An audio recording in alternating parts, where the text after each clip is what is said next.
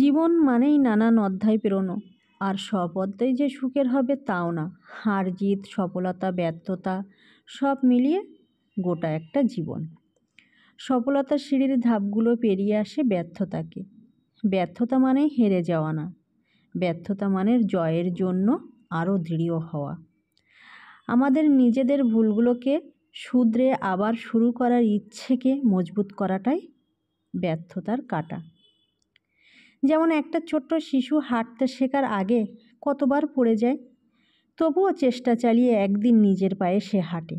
তেমনি সফলতার গল্পের সূচনাতেই থাকে ব্যর্থ হবার ইতিহাস, যা হেরে যাওয়ার প্রতীক নয়, যা বরং তা জেতার প্রতিটি পদক্ষেপের সঠিক ধাপ।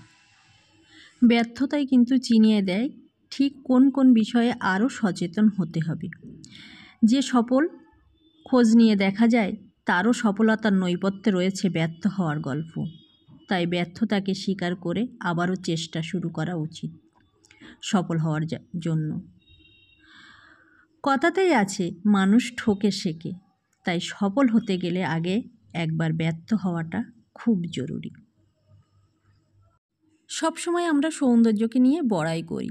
সৌন্দর্য একটা অনুভূতি মাত্র, যেটা দু চোখের পাতায় আটকে থাকে।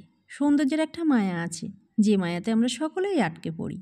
সবার কাছে সব কিছু একইভাবে সুন্দর নয়। যে সৌন্দর্য আমার কাছে খুব প্রিয়, অন্যের কাছে সেটা অসাধারণ। কেউ সৌন্দর্যের বিচার করে গুণ দেখে, আবার কেউ বিচার করে চোখের ভালো লাগা। কেউ কালোর মধ্যে সৌন্দর্য খুঁজে পায়, আবার কেউ কালোই খোঁজে খুঁত। সৌন্দর্য না অনেকটা নেশার মতো। এই যেমন শ্যামলা রং আমার খুব পছন্দ বা আমার খুব প্রিয়, আবার এমন অনেকেই আছে দেখি যারা কালো রং দেখে সাথে সাথে চোখ ফিরিয়ে নেয়। আচ্ছা, মেয়েদের চোখের কাজলের রং কি? সেটাও তো কালো, তবু তার মধ্যে অপরূপ একটা মাদকতা খুঁজে পাওয়া যায়। পৃথিবীর সব কিছু সুন্দর, শুধু পার্থক্য এই যে সেটা আমাদের মনের আয়নায় কেবল প্রতিফলন করেছে। আসলে সৌন্দর্য ছোঁয়া যায় না। আমরা আজীবন সৌন্দর্যের পিছনেই ছুটে চলি। কি বন্ধুরা, তাই তো? যদি রেসিপি ভালো লাগে বা কথা ভালো লাগে, লাইক, কমেন্ট, শেয়ার দিয়ে আশা করি পাশে থাকবে। আর যদি খুব খুব ভালো লাগে, চ্যানেলকে অবশ্যই সাবস্ক্রাইব করে নেবে। আর একটা রিকোয়েস্ট, কে কোথা থেকে দেখছো কমেন্টে জানিও।